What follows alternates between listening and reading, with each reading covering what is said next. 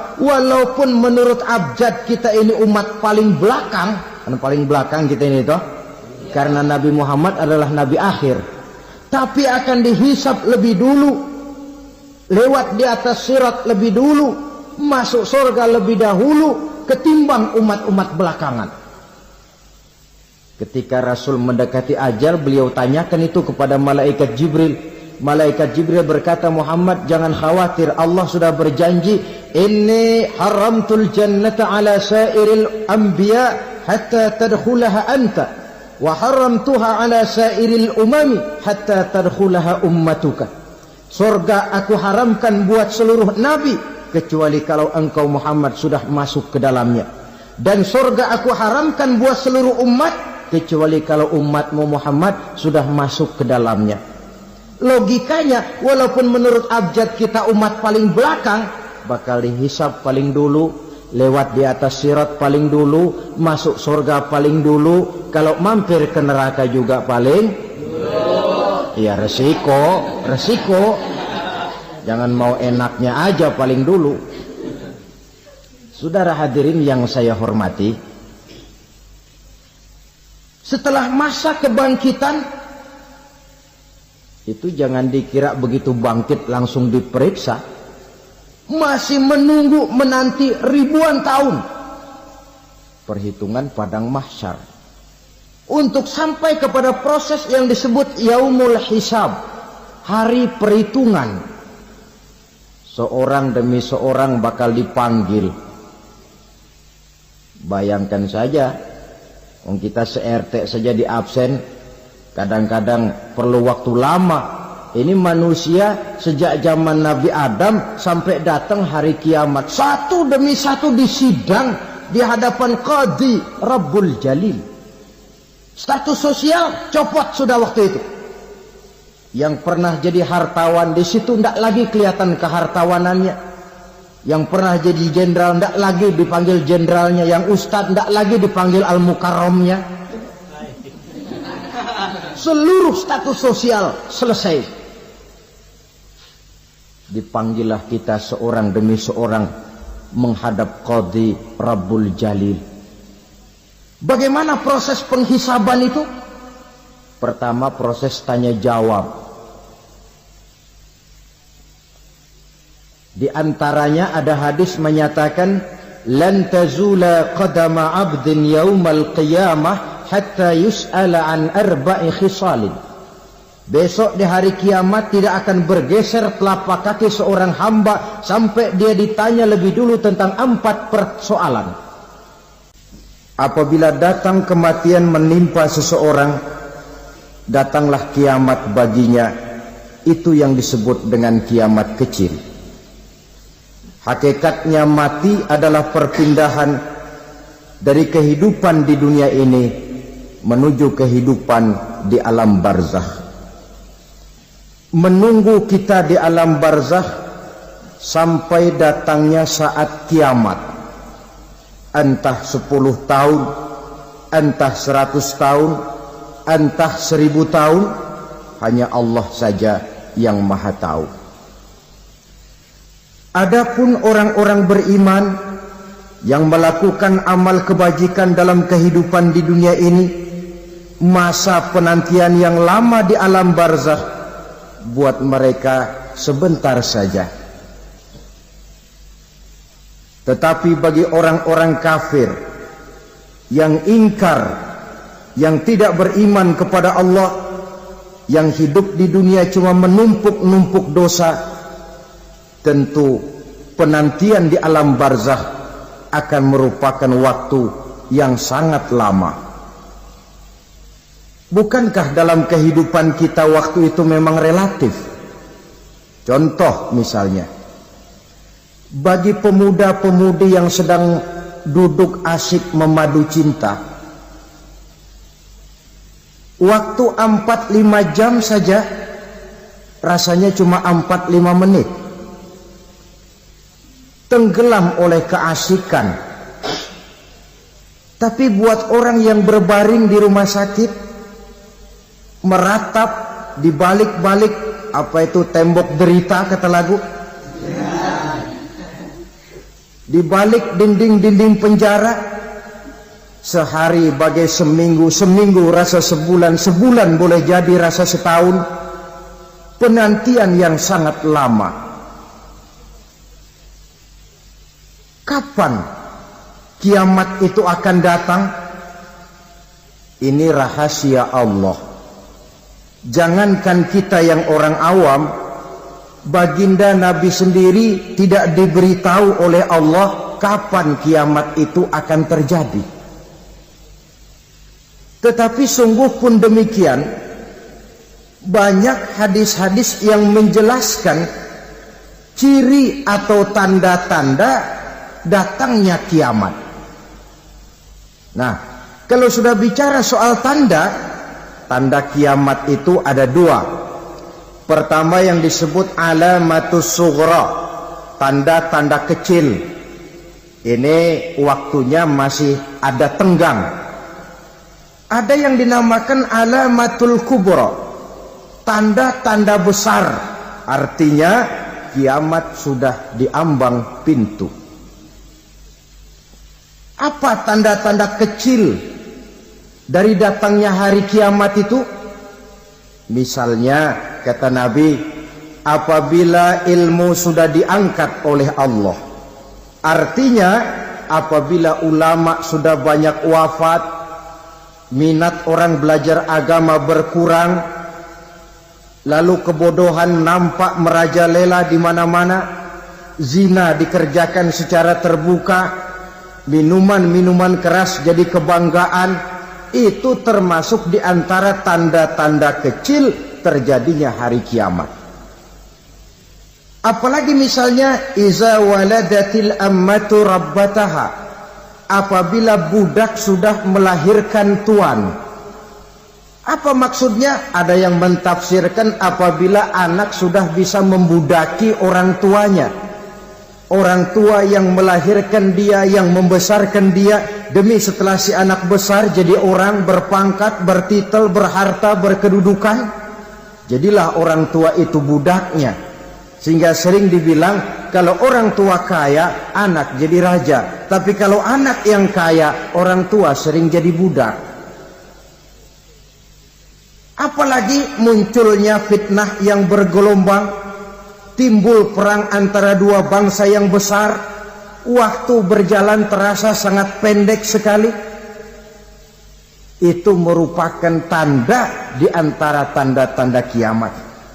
Termasuk di dalamnya sulit membedakan mana laki, mana perempuan. Kan kalau tanda-tanda kayak begini sekarang sudah banyak kita lihat kan. Ulama banyak wafat, penggantinya sulit. Zina dikerjakan berterang-terangan, minuman keras jadi kebanggaan. Banyak anak membudaki orang tuanya, sulit membedakan mana laki mana perempuan.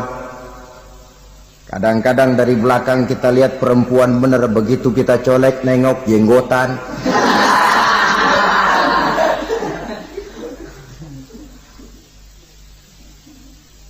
Ini termasuk tanda-tanda kecil, masih ada tenggang sampai akan terjadinya kiamat itu. Nah, yang dimaksud dengan tanda-tanda besar, ini tanda besar artinya kiamat sudah diambang pintu. Pertama, matahari terbit dari sebelah barat. Apabila matahari sudah terbit dari arah sebelah barat, tertutuplah sudah pintu taubat. Bersabda Nabi kita, la taqumus sa'atu hatta tatlu'a syamsu min maghribiha. Tidak akan datang hari kiamat sampai matahari terbit dari arah sebelah barat.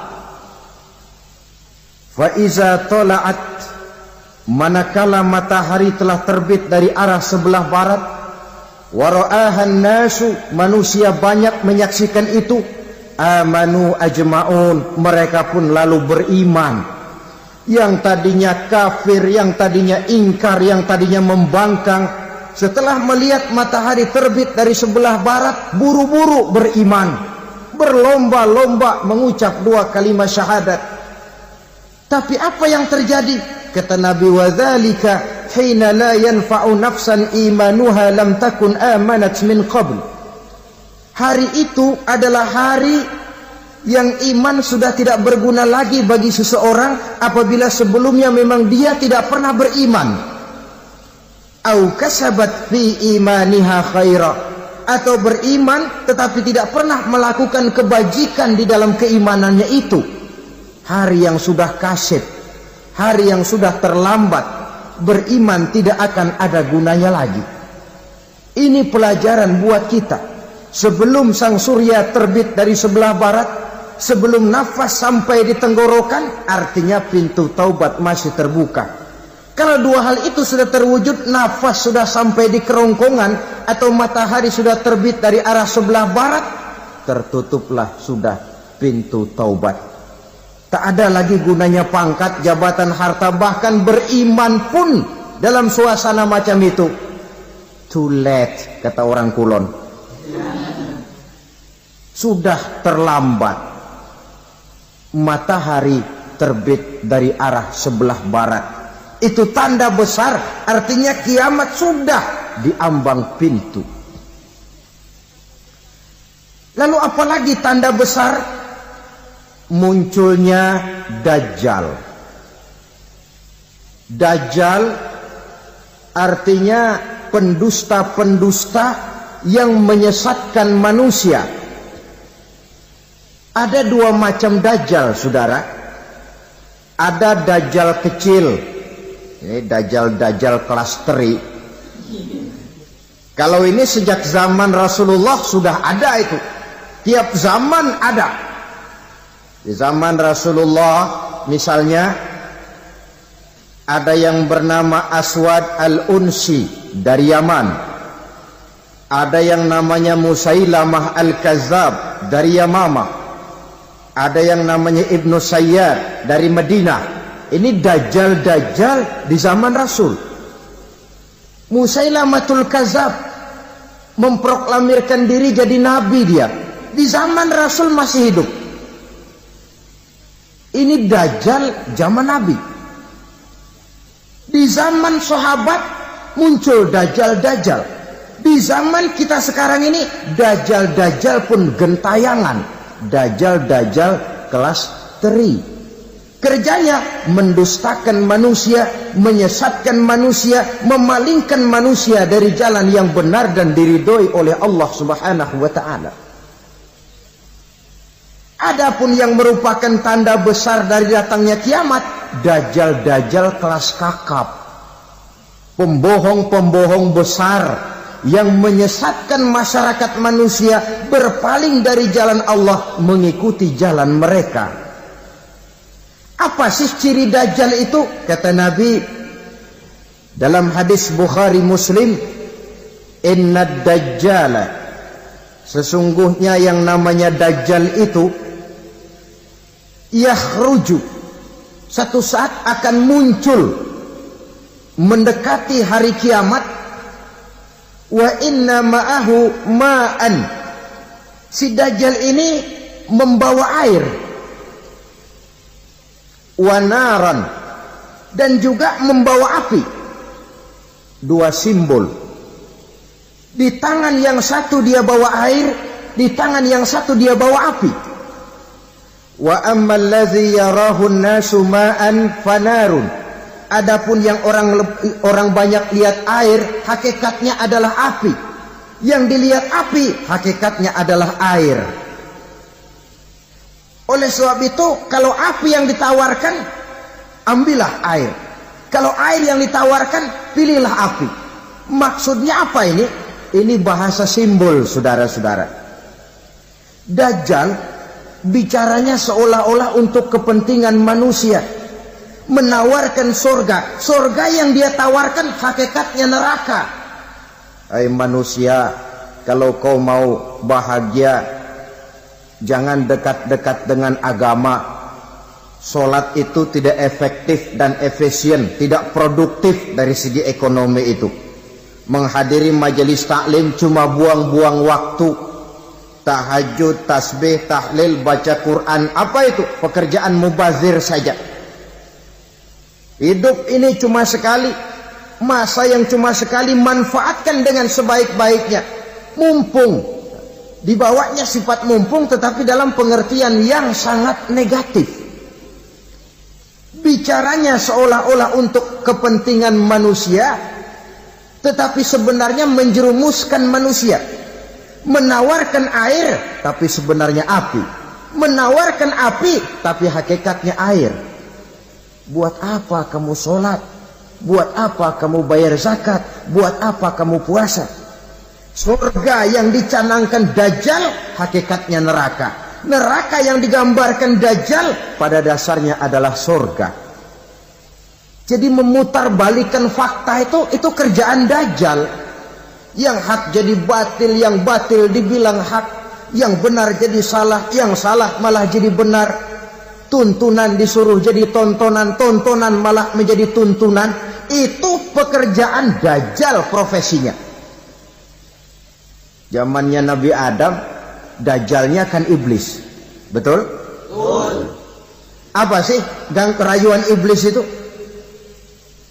Allah setelah menciptakan Nabi Adam kan bilang, Adam, kau dan istrimu Hawa tinggal di surga ini. Seluruh fasilitas yang ada di surga persilahkan kau nikmati. Satu yang tidak boleh, jangan coba-coba dekati pohon khuldi. Dekat saja jangan, apalagi sampai memetiknya. Datang Dajjal yang namanya iblis ini.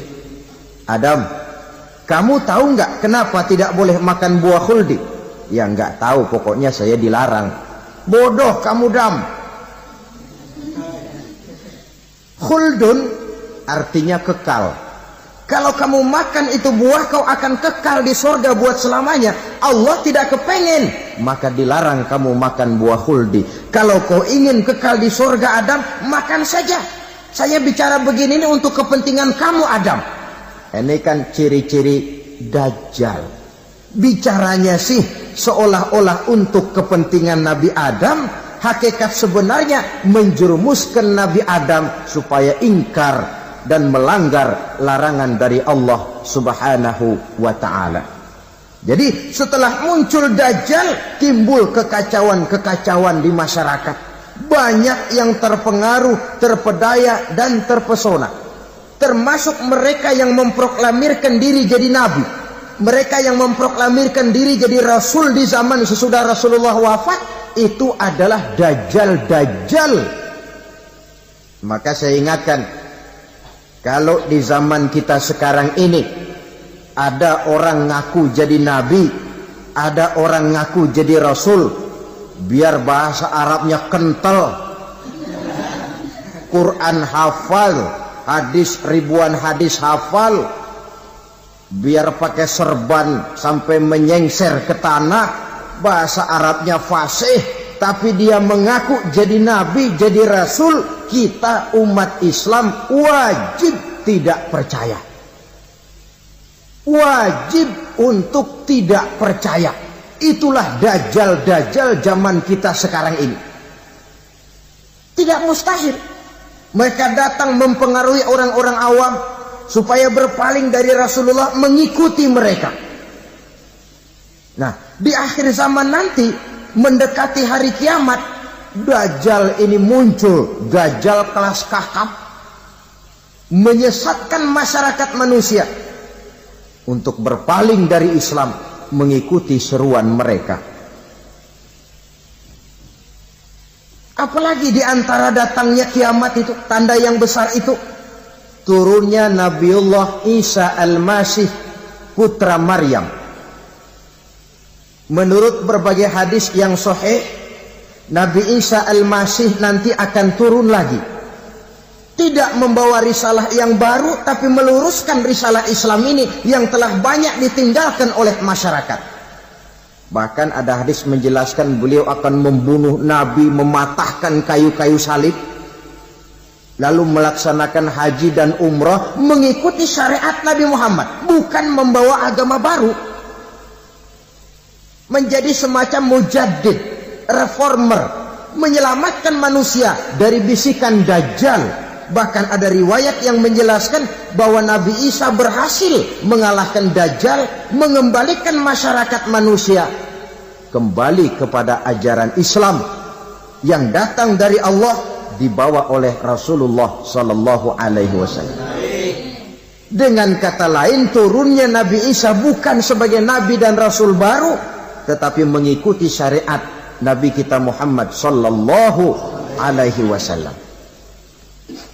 Saudara hadirin, ibu-ibu hadirat yang saya hormati, kemudian apalagi di antara tanda-tanda besar akan datangnya kiamat itu? Keluarnya asap atau awan. Kata Nabi, inna min asrati sa'ah dukhanan yamla'u ma bainal masyriqi wal maghrib. Di antara tanda-tanda kiamat munculnya awan atau asap yang memenuhi antara langit dan bumi. Ini pun diperkuat dalam surah Ad-Dukhan ayat 10. Fartaqib yauma ta'tis sama' bidukhanin mubin fayughshan nas hadza azabun alim. Bagi orang-orang yang beriman, mereka biasa-biasa saja. Tapi bagi orang kufur, datangnya asap dan awan ini merupakan azab yang kelewat pedih. Barangkali sedikit mendekati gambaran tentang azab yang pedih ini, saya ingatkan alam pikiran kita kepada peristiwa yang belum lama terjadi.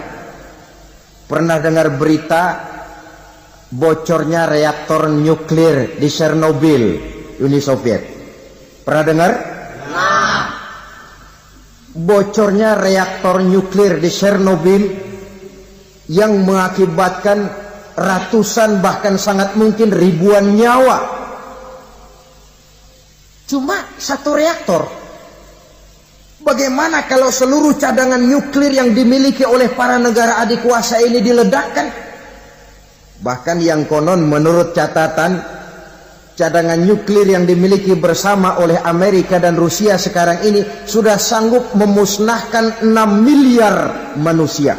1,5 kali lebih banyak dari jumlah manusia yang nongkrong di permukaan bumi ini. Saudara-saudara hadirin yang saya hormati, lalu saat mendekati hari kiamat, apalagi tandanya? Setelah Nabi Isa wafat, pada saat turunnya yang kedua kali, lalu Allah meniupkan angin sejuk. Semua orang-orang beriman, orang-orang baik wafat, sehingga penghuni bumi ini cuma tinggal lagi terdiri dari orang-orang kafir. Tidak ada lagi di bumi ini yang bisa mengucapkan Allah. Sehingga dalam hadis qudsi itu ada keterangan, innallaha azza wa jalla yaqulu li Israfil. Allah pernah pesan kepada malaikat Israfil. Kata Allah, Israfil, iza sami'ta qailan yaqul Allah Allah fa akhirin nafakh 40 sanatan ikraman liqailiha. Hai Israfil, apabila kau dengar di permukaan bumi masih banyak orang yang mengucapkan Allah Allah, maka tunda sangkakala kiamat itu 40 tahun. Untuk apa? Ikraman liqailiha, menghormati orang yang mengucapkan Allah Allah itu. Wah, jadi karena sekarang masih banyak yang mengucapkan Allah, besar hatilah kita, masih jauh kiamat itu. Tapi jangan lupa, kiamat pribadi, kiamat kecil itu yang gak kita sangka-sangka. Ajal datang mencabut nyawa, itu kiamat pribadi. Dan itu yang pasti kita hadapi. Dan itu yang membuat kita tidak boleh bersikap main-main di dalam kehidupan sekarang ini. Saudara hadirin yang saya hormati, tidak ada lagi orang-orang muslim. Seluruh penduduk dunia ini kafir. Lalu terciptalah struktur sosial yang berlandaskan prinsip hidup semau gue. Bakal terjadilah prinsip di mana yang kaya menyantap yang miskin, yang kuat menindas yang lemah. Hidup sudah bagaikan di rimba belantara. Berlaku hukum rimba. Siapa yang kuat dia yang menang. Siapa yang lemah menjadi mangsa. Timbul kekacauan. Maksiat merajalela. Munkarat menjadi-jadi. Sehingga isi bumi ini penuh dengan segala macam perbuatan dosa. Tidak ada perlunya lagi alam diperpanjang temponya.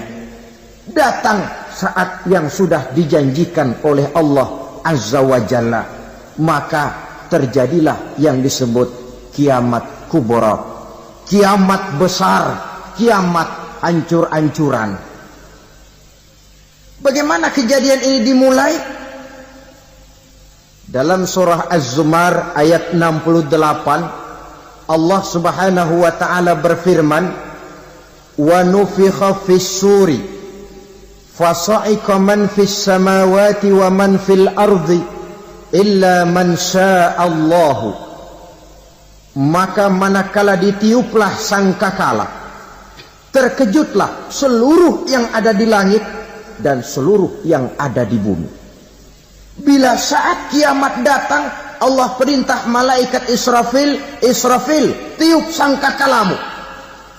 Ditiuplah sangkakala oleh malaikat Israfil. Yang akibat daripada tiupan itu, seluruh yang ada di langit, seluruh yang ada di permukaan bumi terkejut. Yang ada di langit siapa?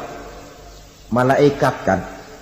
Bayangin aja kalau malaikat kaget, apalagi kita. Terkejut seluruh makhluk yang ada di bumi, yang ada di langit mendengar suara sangkakala itu. Bunyinya tidak sanggup kita bayangkan dahsyatnya. Ledakan nuklir, ledakan neutron, belum apa-apa ketimbang bunyi sangkakala malaikat Israfil ini.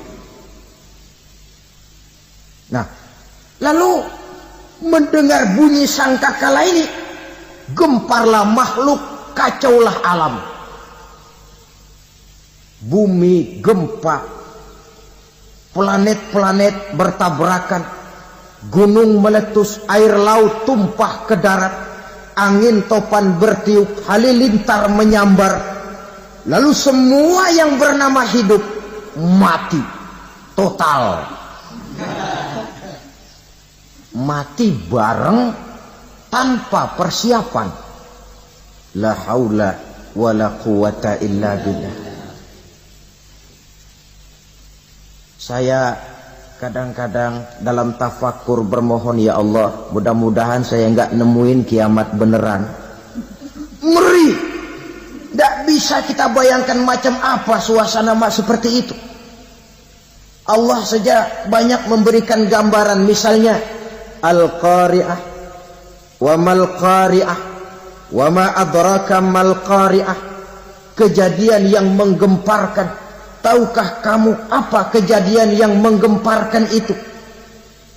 Yauma yakunun nasu kal farasil mabsus wa takunul jibalu kal ihnil manfus. Pada saat itu manusia berterbangan bagai kupu-kupu. Gunung berterbangan seperti kapas ditiup angin. Gunung saja macam kapas, konon lagi manusia. Kematian total, mulai semut sampai gajah mati, jin mati, iblis mati, malaikat mati. Malaikat saja mati. Saudara hadirin yang saya hormati, kematian total yang tanpa persiapan. Orang bilang, Pak, kalau mati bareng begitu yang repot malaikat maut dong ya. Cabut sana, cabut sini. Itu kalau menurut logika kita, mestinya begitu menurut logika. Tapi logika juga yang bilang nggak perlu serepot itu. Sebab untuk mematikan listrik di wilayah DKI, di wilayah Jakarta, nggak perlu tiap rumah didatengin matiin ya lama. Cukup dari kantor pusatnya saja PLN, tekan satu tombol, gelaplah seluruh Jakarta.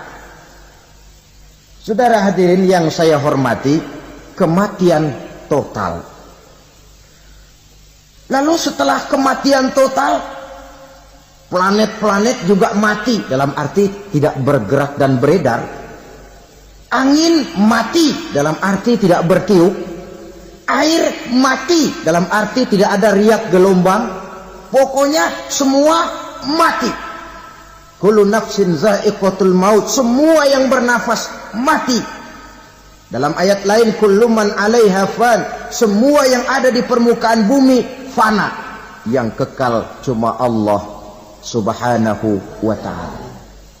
Yang paling belakang mati malaikat maut dan malaikat Israfil. Tapi mati juga sesuai dengan janji Allah.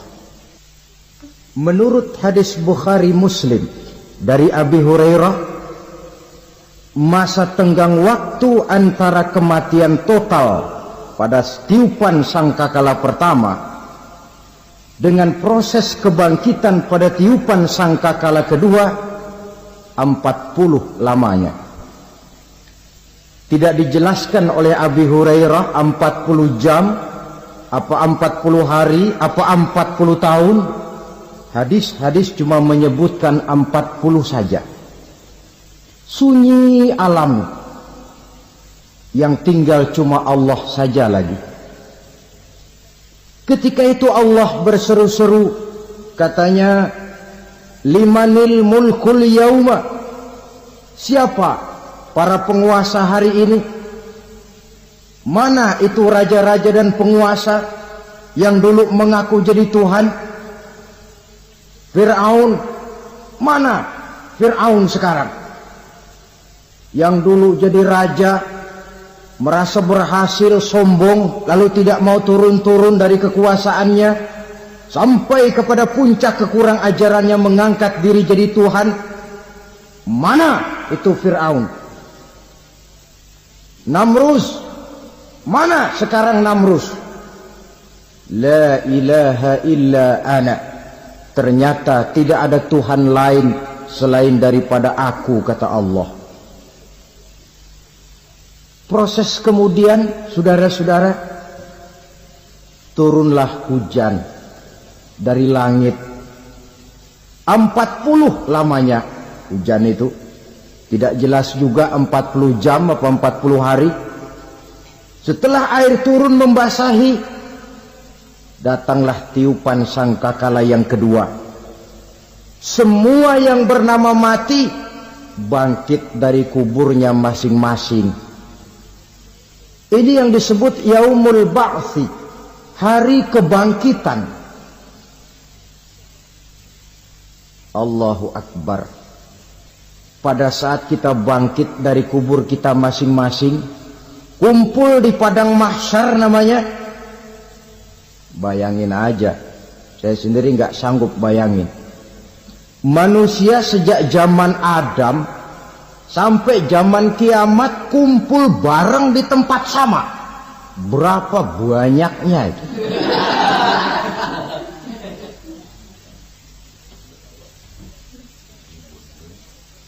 Dan yang luar biasa menurut satu riwayat, pada saat bangkit itu, Masya Allah, roman muka kita berubah, disesuaikan dengan amalan kita waktu di dunia ini. Barang siapa yang waktu di dunia amalannya itu amalan tikus, di akhirat nanti dia bangkit dari kubur, mukanya seperti muka tikus.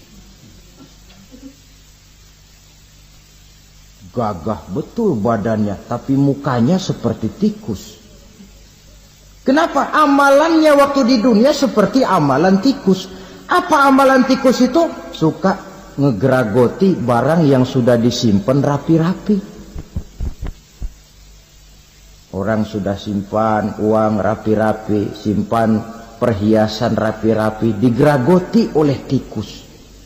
Maling-maling, pencoleng-pencoleng, koruptor-koruptor, itu nanti di akhirat nanti kita lihat mukanya seperti muka tikus.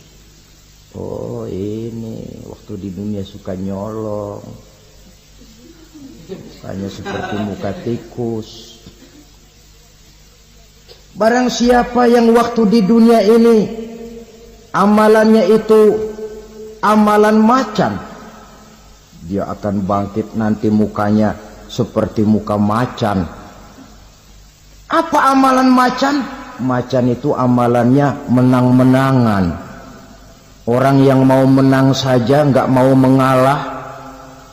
Coba lihat di hutan. Kenal hutan nggak? Nah. Di hutan, raja hutan di mana-mana pasti macan. Betul kan? Betul. Padahal hutan belum pernah bikin pemilihan umum. Tapi macan tidak peduli ada pemilihan umum apa tidak, pokok saya raja. Sebab apa? Macan jadi raja itu bukan karena benar, tapi karena kuat jadi raja. Setelah dia jadi raja, rakyat hutan yang mesti dilindungi malah dimakan oleh raja macan. Kambing rakyat hutan dimakan oleh macan. Ayam rakyat hutan dimakan oleh macan. Itu nanti kita lihat di akhirat itu mukanya seperti muka macan, gagah betul. Lalu barang siapa yang di dunia ini amalannya itu seperti amalan anjing, nanti dia punya muka seperti muka anjing. Apa amalan anjing? Pertama, anjing itu kalau disuruh jaga rumah, dia tidak bisa membedakan mana maling, mana tamu. Biar yang datang maling, kalau bawa tulang, anjing kalem. Yang kedua, anjing itu akan setia kepada siapa saja yang memberinya roti. Siapa yang memberinya roti, itulah majikannya. Apa kata majikannya, pasti dia laksanakan. Soal benar atau salah, dia tidak peduli. Setelah anjing dapat roti, dia tidak punya pilihan lain kecuali bilang, abdi mah kumaha juragan wae ayeuna mah.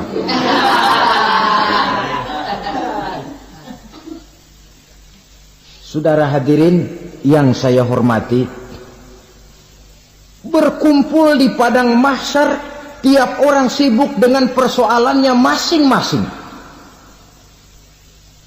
Matahari waktu itu didekatkan oleh Allah, panas luar biasa. Ada yang saking panasnya itu mencucurkan peluh keringat sampai sebatas mata kakinya. Ada yang keringatnya sampai sedengkulnya. Ada yang keringatnya sampai sepusatnya. Ada yang keringatnya mengalir sampai sebahunya. Ada yang kelelap oleh keringatnya sendiri, sementara orang di sampingnya nggak apa-apa. Bergantung lagi amalan dia waktu di dunia ini.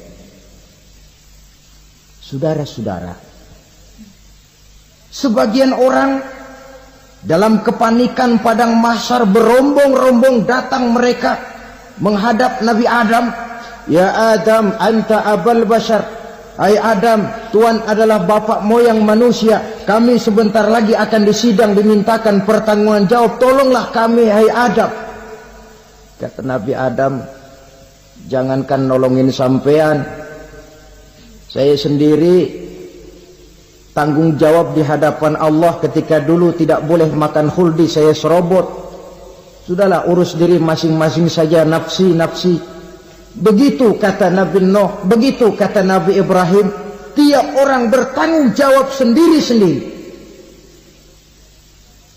Ketika itulah saudara-saudara, nikmatnya menjadi umat Nabi besar Muhammad sallallahu alaihi wasallam. Sebab apa? Walaupun menurut abjad kita ini umat paling belakang, karena paling belakang kita ini toh, karena Nabi Muhammad adalah Nabi akhir. Tapi akan dihisap lebih dulu, lewat di atas sirat lebih dulu, masuk surga lebih dahulu ketimbang umat-umat belakangan. Ketika Rasul mendekati ajal, beliau tanyakan itu kepada malaikat Jibril.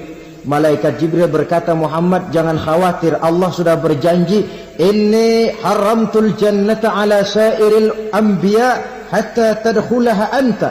Wa haramtuha ala sairil umami hatta tadkhulaha ummatuka. Surga aku haramkan buat seluruh nabi kecuali kalau engkau Muhammad sudah masuk ke dalamnya. Dan surga aku haramkan buat seluruh umat kecuali kalau umatmu Muhammad sudah masuk ke dalamnya.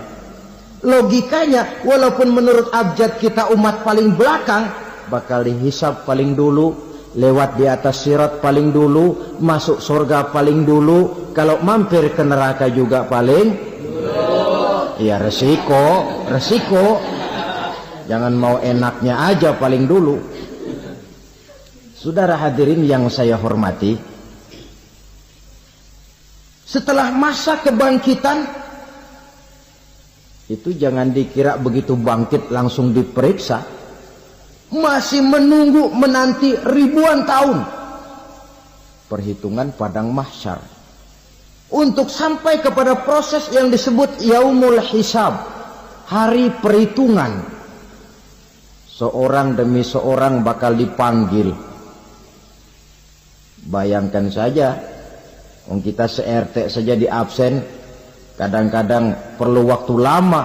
Ini manusia sejak zaman Nabi Adam sampai datang hari kiamat, satu demi satu disidang di hadapan Qadhi Rabbul Jalil. Status sosial copot sudah waktu itu.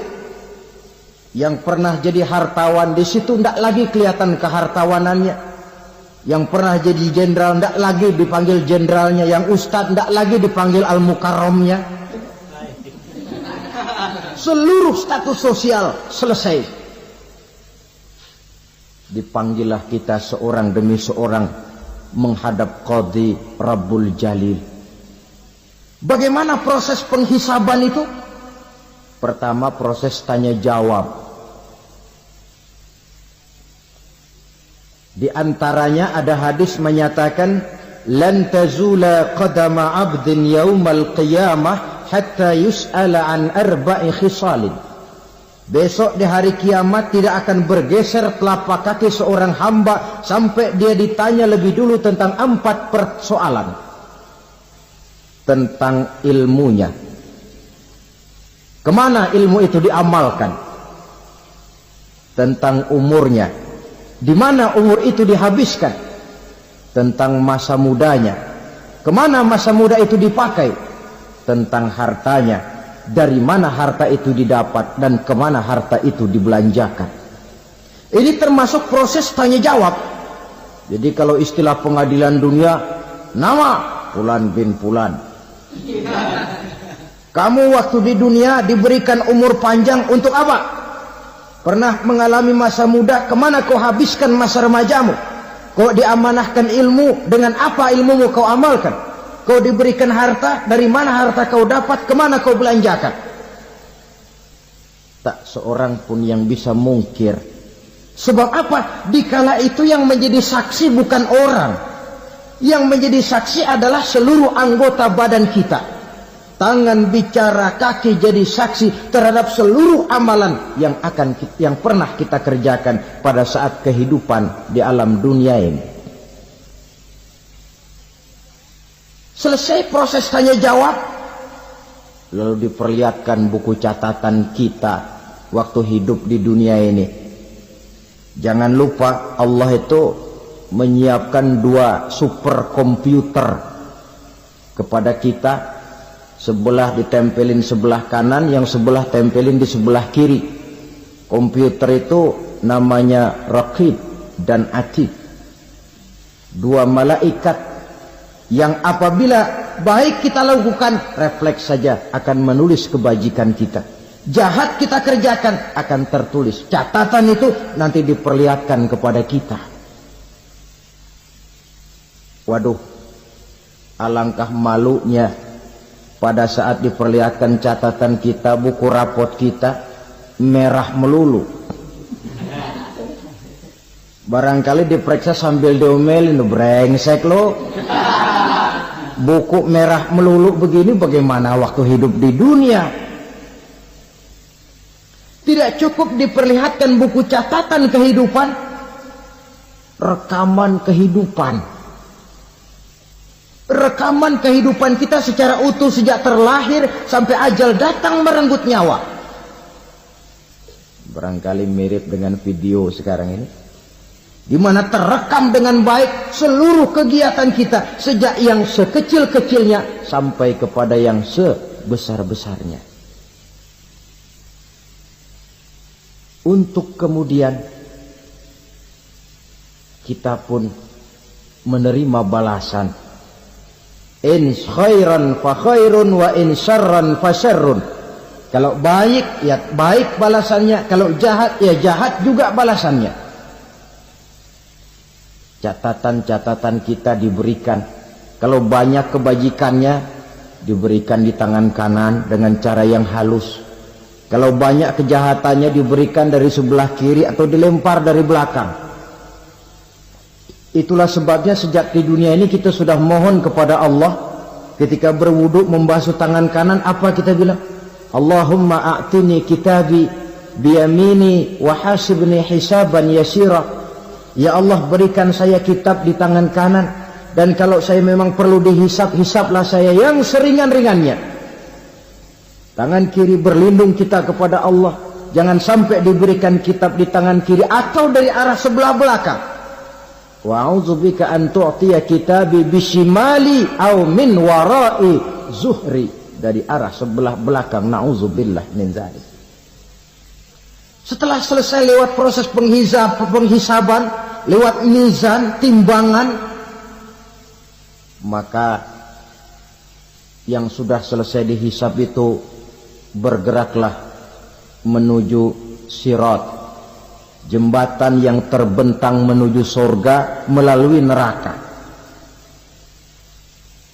Saudara-saudara, panjangnya perjalanan sirat itu memakan waktu ratusan tahun. Tetapi orang yang lewat di atas sirat pun macam-macam, bergantung amalannya ketika di dunia ini. Ada yang lewat di atas sirat itu kal barqil khatib, seperti kilat yang menyambar, lep, sudah sampai dia di surga. Cepat bukan main. Ada yang lewat di atas sirat itu seperti orang lari-lari. Ada yang lewat di atas sirat itu seperti orang jalan biasa. Ada yang sambil merangkak, ada yang sambil ngesor, ada yang sambil gelayutan, ada yang selamat sampai ke ujung ke surga, ada yang tergelincir jatuh masuk ke dalam neraka, bergantung amalannya dalam kehidupan di dunia sekarang ini. Tiap kita akan melewati yang namanya sirat ini. Saudara-saudara kaum muslimin yang saya hormati, dengan demikian mereka yang selamat melalui sirat sampai ke terminal akhir surga, mereka yang ketika dihisab ternyata banyak kejahatannya daripada kebaikannya, mereka singgah di dalam neraka. Nah, adapun orang-orang yang beriman menurut ayat Quran dan hadis Nabi itu nanti ada bermacam-macam. Ada orang beriman itu yang dimasukkan surga. Ada orang beriman itu yang dimasukkan ke dalam surga. Ada orang beriman itu yang disebut penduduk surga. Kenapa lain-lain, Pak? Karena waktu di dunia amalannya juga lain-lain. Ada orang beriman yang masuk surga. Ini paling murah tiketnya. Mau masuk surga? Kata Nabi begini, ma min abdin qala la ilaha illallah thumma mata ala dhalik illa dakhala al-jannah. Kalau seorang hamba sudah mengucap dua kalimat syahadat, dia yakin dengan kebenaran kalimat itu sampai matinya, orang itu akan masuk surga. Abi Dzar yang waktu itu diajak bicara heran, ya Rasul kok gampang betul? Iya, walaupun orang itu mencuri, iya, walaupun orang itu berzina, iya.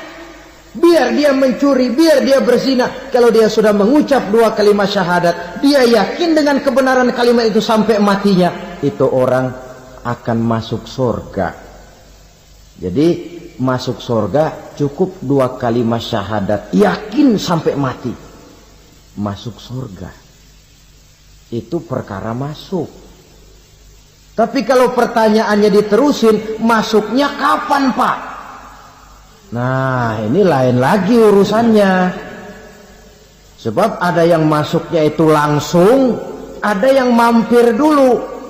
Di sana tempat cuma 2. Kalau tidak surga, neraka. Mau ke surga tapi mampir dulu. Yang mampirnya jelas di neraka. Kenapa? Dalam hadis qudsi ada riwayat. Nanti itu di akhirat, setelah Allah selesai mengatur penduduk surga, masuk surga, yang neraka, masuk neraka, Allah berkata kepada malaikat Malik, malaikat Malik, labaik ya Allah. Itu bajingan-bajingan tengik, manusia-manusia durjana yang waktu di dunia tidak mau sujud, jauh dari ulama, gemar melakukan yang munkarat dan maksiat, hidup di tengah masyarakat selalu jadi bibit keonaran, kufur, sudah masuk neraka semua. Sudah ya Allah. Nah, kalau sudah, coba sekarang kamu masuk Malik. Saya, iya, masuk neraka. Mau apa ya Allah? Kata Allah, akhriju minan nar man kana fi qalbihi misqala habatin min khardalin min iman. Kau masuk neraka, cari di dalam neraka orang-orang yang ada imannya walaupun kecil sebesar biji zarah, angkat mereka keluar. Masuk malaikat Malik ke neraka, cari orang yang ada imannya, korek-korek. Ya repot, udah pada gosong. Yang ada imannya diangkat ke atas, yang ada imannya diangkat ke atas, lalu dimandikan di Nahrul Hayat, namanya sungai kehidupan di akhirat nanti. Cakep lagi rupanya, bersih lagi wajahnya, apel di hadapan Allah. Kata Allah, bagaimana mas? Kapok nggak sampean? Kapok ya Allah. Nah, kalau kapok, idhab fadkhulil jannah, pergi masuk surga sana. Berangkat mereka ke surga, ketemu sama teman-temannya yang udah sampai lebih dulu, yang nggak pakai mampir lagi. Terjadi dialog. Kata teman-temannya yang udah pada nyampe duluan, mas, iya, emang baru sampai? Saya baru sampai. Memang mampir di mana dulu mas? Kita sudah lama sampai di surga. Saudara buka surah Al-Muddathir ayat 34-35. Ma salakakum fis saqar? Kenapa kamu mampir di neraka Saqar? Qalu lam naku minal musallin. Mereka menjawab, kami mampir di neraka Saqar mas, gara-gara dulunya kami waktu di dunia tidak pernah sholat. Tidak pernah sholat? Tidak pernah. Kan rumahnya dekat masjid, cuma dekat doang mas. Sholat mah enggak saya.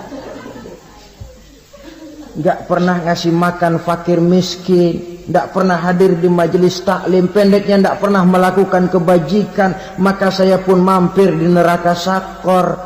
Untung betul saya punya iman mas, sedikit. Waktu hidup di dunia dulu saya pernah mengucap 2 kalimat syahadat. Sekali-kalinya waktu mau kawin. Masya Allah. Untung saja kawin. Kalau nggak kawin polos.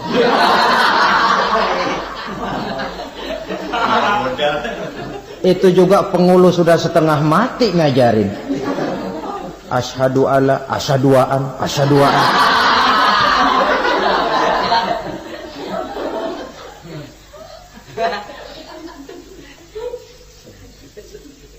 Ini namanya masuk surga, ada mampir dulu.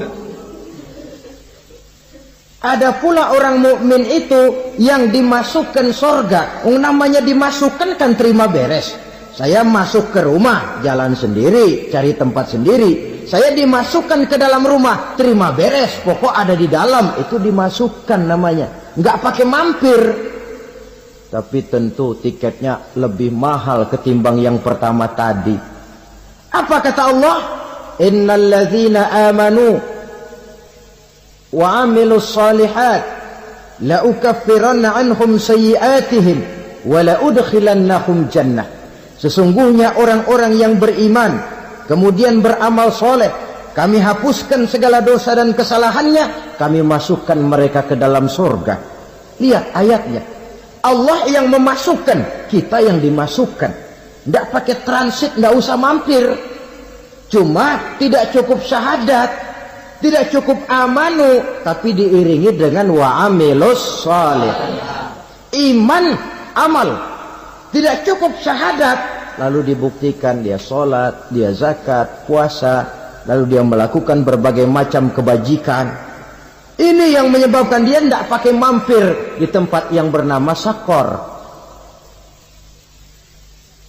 Lalu ada pula orang mukmin itu yang disebut penduduk sorga. Wah, ini sudah VIP ini.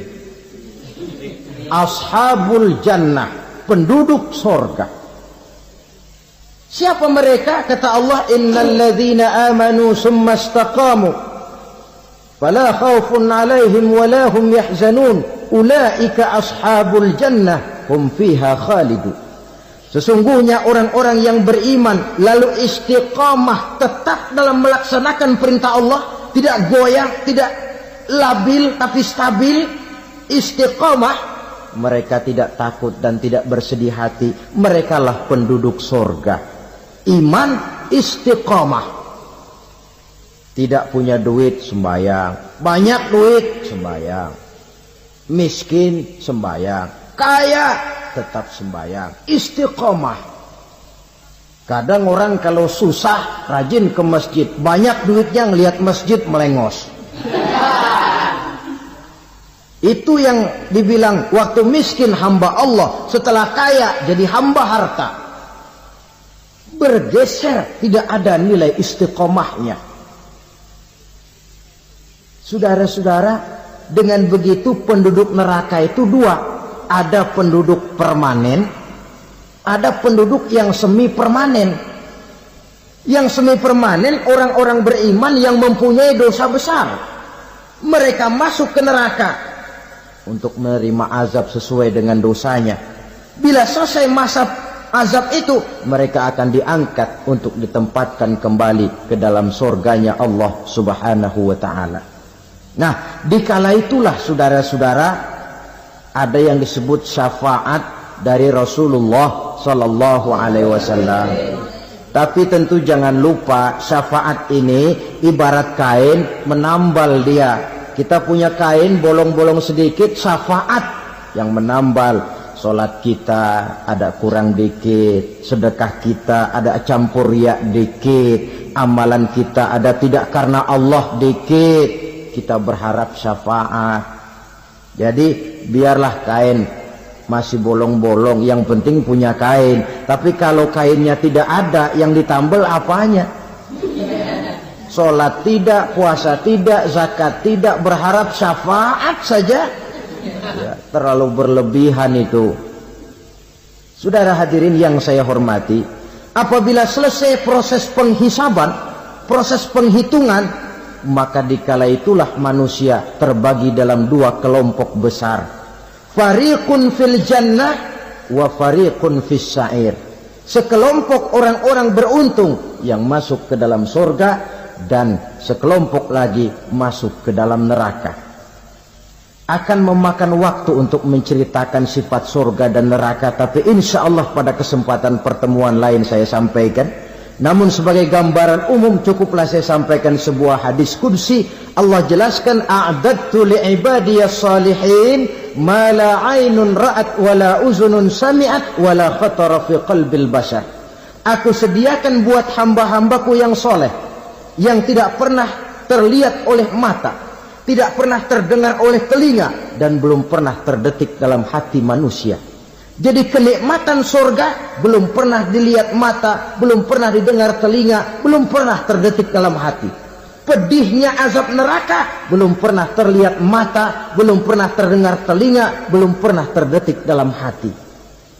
Saudara hadirin yang saya hormati, oleh karena itu sebagai uraian akhir daripada kiamat ini, marilah sama-sama kita memanfaatkan hidup dengan sebaik-baiknya supaya jangan timbul penyesalan di hari kemudian nanti. Al-Quran menjelaskan, pertama, may yattaqillaha yaj'al lahu makhraja. Barang siapa yang bertakwa kepada Allah Subhanahu wa taala, maka dia akan diberikan makhraja. Makhraja itu jalan keluar dari segala macam kesulitan. Jalan keluarnya ada saja. Menurut ukuran kemampuan dia tidak mungkin, mustahil, tidak bisa, mana mungkin. Tapi pada waktunya ada saja jalan keluarnya. Termasuk jenis yang yaj'al lahu makhraja. Orang yang bertakwa kepada Allah selalu diberikan jalan keluar dari segala kesulitan yang dihadapinya. Siapa sih orangnya yang tidak pernah sulit dalam hidup ini? Siapa orang yang tidak pernah mengalami kesulitan? Tapi kadang orang menilai, itu kelihatannya hidupnya enak aja ya, kayaknya gak pernah mengalami kesulitan. Sebenarnya bukan tidak pernah mengalami kesulitan, Allah selalu memberikan jalan keluar dari segala kesulitan yang dihadapinya. Lah kalau Allah yang memberikan jalan keluar, tentu sangat mudah sekali. Orang yang bertakwa diberikan jalan keluar dari segala macam kesulitan. Satu. Yang kedua, wa yarzuqhu min haitsu la yahtasib. Dia akan diberikan rezeki oleh Allah dengan jalan yang tidak disangka-sangka. Rezekinya datang dengan cara yang tidak disangka-sangka. Gajinya mungkin kecil, tapi penghasilannya gede. Kan itu yang penting.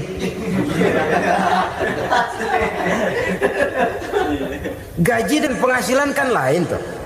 Boleh jadi gaji kecil, asal penghasilan gede, kan nikmat hidup itu. Nah, penghasilan ini ada yang bisa kita perkirakan. Bisa kita perkirakan, misalnya gaji itu tadi.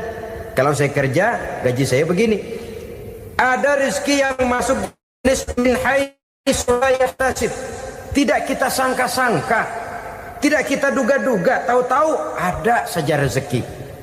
Datang orang bawa persoalan yang mendatangkan hasil. Sebab rezeki, jodoh, maut memang seperti bayangan. Kita uber-uber dia lari, kita diem dia diem. Kan gemesin itu. Bayang-bayang itu begitu. Kita kejar, dia lari. Rezeki juga begitu. Kita diem, dia diem. Setengah mati yang namanya rezeki kita cari, kita uber. Ngobek sampai ratusan bohong kita kerjain. Tapi memang belum waktunya, ya sulit untuk tembus. Tapi kadang-kadang giliran kita nongkrong di rumah, datang orang bawain rezeki. Itulah yang namanya rezeki. Tapi ini untuk orang yang bertakwa. Kalau tidak punya kredibilitas takwa, jangan lalu pakai ayat ini. Diberikan Allah dengan rezeki dengan jalan yang tidak disangka. Kan ada ayatnya dah. Kita mah manteng aja di rumah dah. Ntar juga tuh rezeki datang. Ini fasilitas yang diberikan kepada orang yang wa may yattaqillah, bertakwa kepada Allah, yarzuqhu min haitsu la yahtasib, diberikan rezeki dengan cara yang tidak disangka-sangkanya. Maka kadar ketakwaan jangan membuat kita buruk sangka. Tuh orang ya nggak kemana-mana, duitnya ada aja. Kalau dia takwa, Allah berikan jalan keluar. Yang lantas ngelihat kiai orangnya ahli ibadah, ilmunya tinggi, akhlaknya luar biasa, takwanya tinggi, rezekinya lancar, lalu husnuzon nih kiai nggak kemana-mana, duitnya banyak, miara tuyul kali ini. Itu termasuk jaminan Allah yang masuk kategori min haitsu la yahtasib. Yang ketiga, yaj'al lahu min amrihi yusra, dimudahkan segala urusannya. Dimudahkan segala urusannya. Kemudian yang keempat, yukaffir anhu sayyiatihi wa yu'azzim lahu ajra, diampuni segala kesalahannya dan dibesarkan pahala kebaikan yang dikerjakannya. Maka mudah-mudahan puasa yang kita kerjakan mengantarkan kita kepada ketakwaan kepada Allah, dan takwa membuka janji Allah kepada kita di dalam kehidupan ini. Kenapa sih kita yakin Quran itu kitab suci? Pertama, ajarannya sesuai dengan fitrah manusia. Suatu kitab dinamakan suci kalau konsep ajarannya sesuai dengan fitrah. Contoh, ini laki-laki ini seneng nggak sama perempuan? Normal. Kalau nggak seneng saya ragu-ragu. Perempuan seneng nggak sama laki-laki?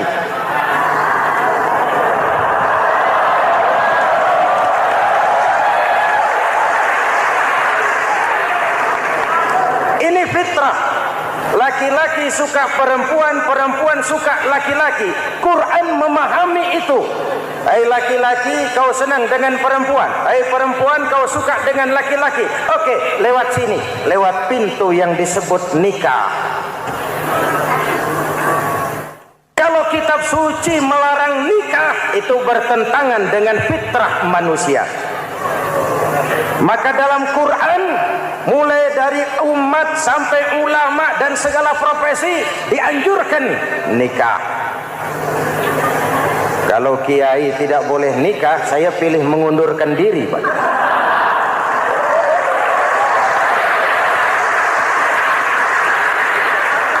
Itu bertentangan dengan fitrah. Lagian mubazir dikasih perabotan nggak dipakai.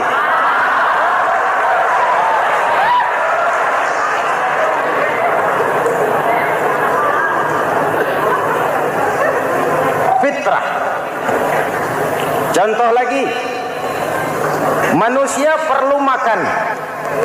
Kalau ada kitab suci menyuruh puasa terus dari pagi sampai sore sampai malam sampai pagi lagi, eta teh kitab gelo.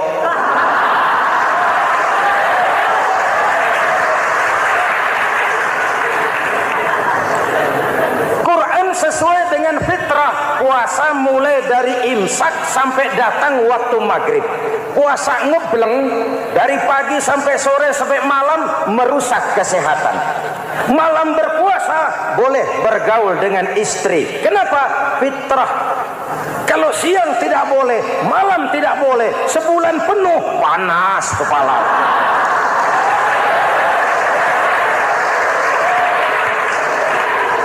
Rontok rambut. Hadirin yang saya hormati, itu yang pertama. Yang kedua, kita yakini Quran sebagai kitab suci karena isinya tidak saling bertentangan, konsekuen, konsisten. Kalau ada satu kitab, di satu ayat mengajarkan Tuhan Esa, di lain ayat mengajarkan tiga, liar itu mah. Bagaimana kitab suci isinya paradoks? Bagaimana kitab suci isinya saling bertentangan? Di ayat manapun sekali Quran berkata Allah itu Esa, selamanya Esa. Isinya tidak saling bertentangan. Lalu yang ketiga, kita yakini Quran kitab suci karena dia bersih dari intervensi manusiawi. Sejak turunnya Al-Quran menantang, jikalau kamu ragu terhadap Quran yang kami turunkan kepada hamba kami Muhammad, kamu anggap itu cuma bikinan Muhammad. Kalau Muhammad bisa, kamu tentu bisa. Baik, bikin satu surah semacam Al-Quran. 14 abad yang lalu tantangan ini turun dan sampai malam ini belum terjawabkan. Pak, barangkali tidak ada yang mau coba. Banyak. Antara lain Musailamah Al-Kazzab. Dia mencoba membuat menandingi Al-Quran. Dia buat satu surah namanya surah Al-Fil. Bunyinya begini, bikinan Musailamah. Al-Fil wa mal-fil wa ma adraka mal-fil lahu khurtumun tawil wa lahu zail. Sudah berbentuk syair. Isinya apa? Al-Fil, gajah. Wa mal-fil, apakah gajah itu? Wa ma adraka mal fil, tahukah kamu apa itu gajah? Lahu khurtumun tawil, dia punya belalai panjang. Walahu zail, dan dia punya ekor. Enggak usah turun ayat begituan, orang tahu.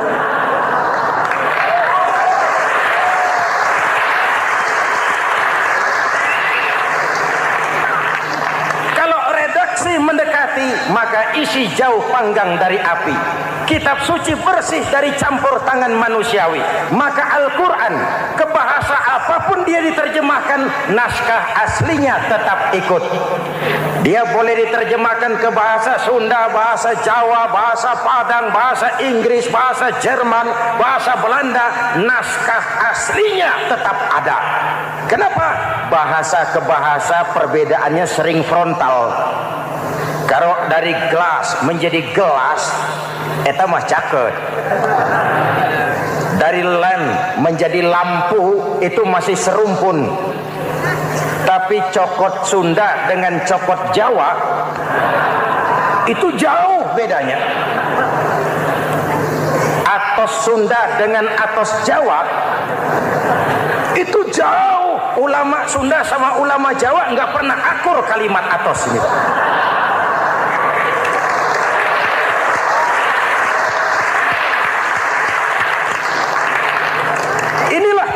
Janji Allah, inna nahnu nazzalna dzikra wa inna lahu lahafizun. Kami yang turunkan Al-Quran, kami yang akan menjaganya. Ribuan orang hafal Al-Quran. Lalu apa pesan-pesan misi utama Al-Quran? Pertama, menegakkan tauhid. Ini yang lebih dahulu, membentuk kualitas sumber daya manusia dengan menanamkan nilai-nilai keimanan, membebaskan dari ketergantungan kepada benda. Ya ayyuhan nasu ubudu rabbakumul ladzi khalaqakum. Hai manusia, Tuhanmu yang perlu kau sembah hanyalah Tuhan yang telah menciptakan kamu. Jangan menyembah Tuhan yang tidak pernah menciptakan kamu. Mengapa kau menyembah harta padahal dirimu lebih berharga dari harta? Kenapa kau menyembah pangkat dan jabatan padahal dirimu lebih berharga dari pangkat dan jabatan?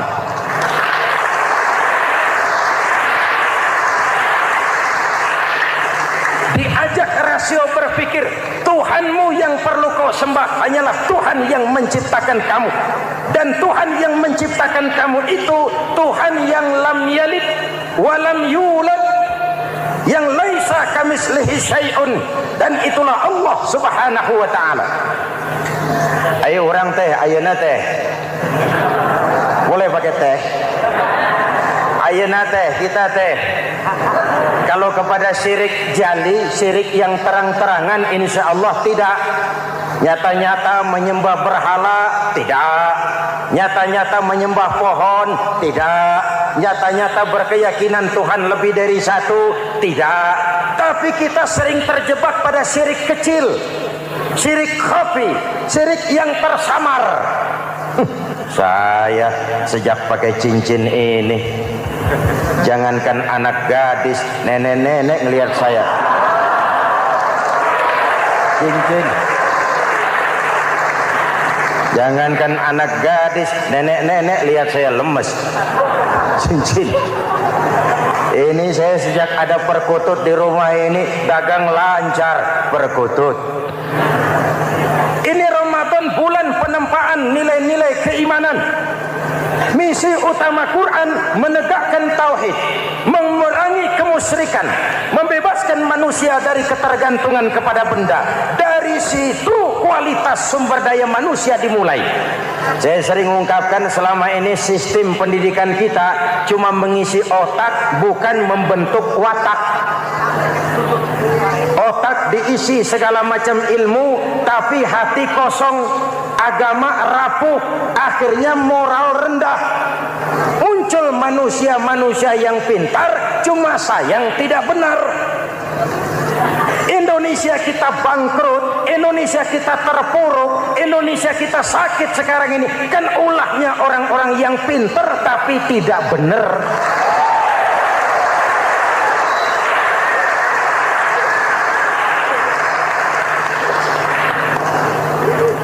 Dan bicara kayak begini, ini bukan pidato politik, ini nurani. Politik naon kadut.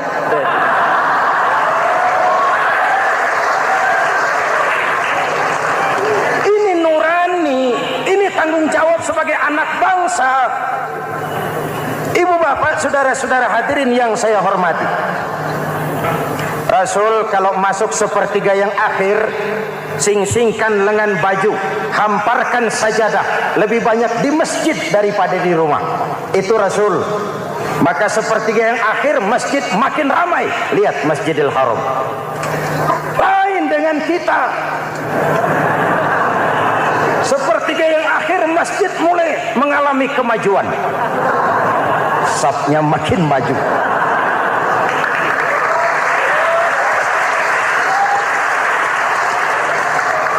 Pasar ramai, terminal beludak. Padahal sepertiga yang akhir itu puncak. Padahal di situ nilai tambah. Dan anggap ini Ramadan terakhir yang diberikan Allah kepada kita. Kenapa? Memang tidak ada jaminan tahun depan ketemu Ramadan lagi.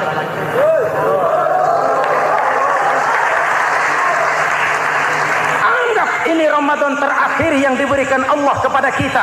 Tidak ada jaminan tahun depan Ramadan akan ketemu lagi. Tidak ada jaminan. Manfaatkan peluang ini untuk melakukan pemutihan. Semua kita melakukan introspeksi. Tidak tahu kita Ramadan tahun depan nanti masih ketemu apa tidak. Sebagaimana kita tidak tahu kita masih hidup atau tidak. Hadirin yang saya hormati, misi kedua Al-Quran, persaudaraan, kebersamaan atas dasar keadilan dan kebenaran. Manusia bersuku-suku, ya. Manusia berbangsa-bangsa, memang itu diakui oleh Al-Quran. Inna khalaqnakum min dzakari wa untha wa ja'alnakum syu'uban wa qabaila.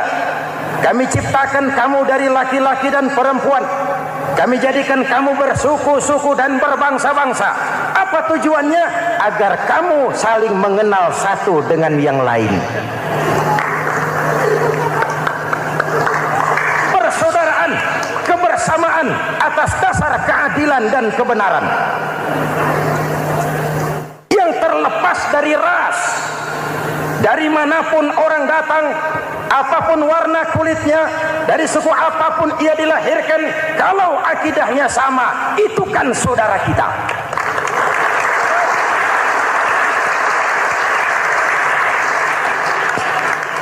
Seperti di masjid, kita tidak peduli dari mana kita datang. Yang datang dari kidul, madep ngulon mang. Yang datang dari sebelah lor, madep ngulon mang. Yang datang dari sebelah wetan, madep kulon mang. Yang datang dari kulon, madep ngulon. Bukan soal dari mana kau datang, tapi satu arah menghadapmu. Kau mau Betawi, mau Sunda, mau Jawa, mau Padang, mau Aceh, mau Batak, mau Ambon, kita satu nusa, satu bangsa, satu bahasa.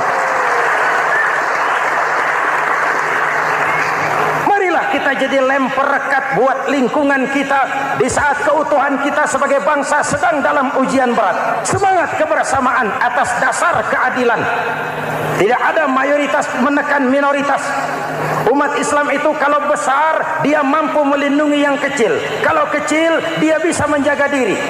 Tiap solat Jumat khatib berpesan pada akhir khutbah kedua, innallaha ya'muru bil adli wal ihsan. Innallaha ya'muru bil adli wal ihsan. Allah memerintahkan kamu menegakkan keadilan dengan argumen, bukan dengan sentimen. Mengajak, bukan mengejek. Merangkul, tidak untuk tujuan memukul. Kalau sebagai bangsa kita utuh, kompak dan bersatu, saya yakin kita akan bisa mengatasi kesulitan-kesulitan sekarang ini.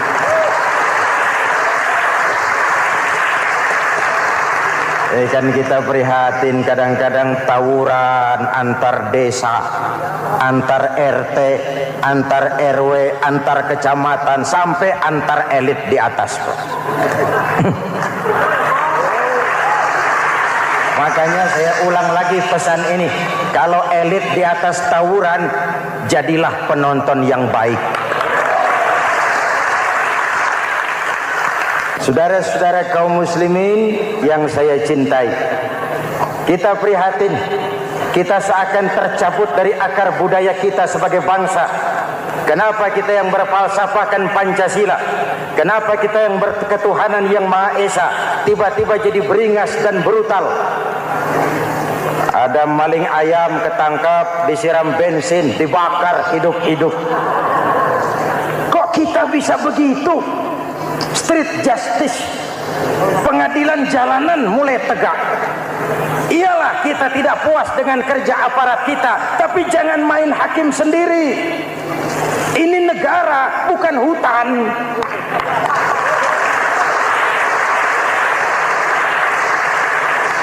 Jangan mencegah kemunkaran dengan menegakkan kemunkaran baru.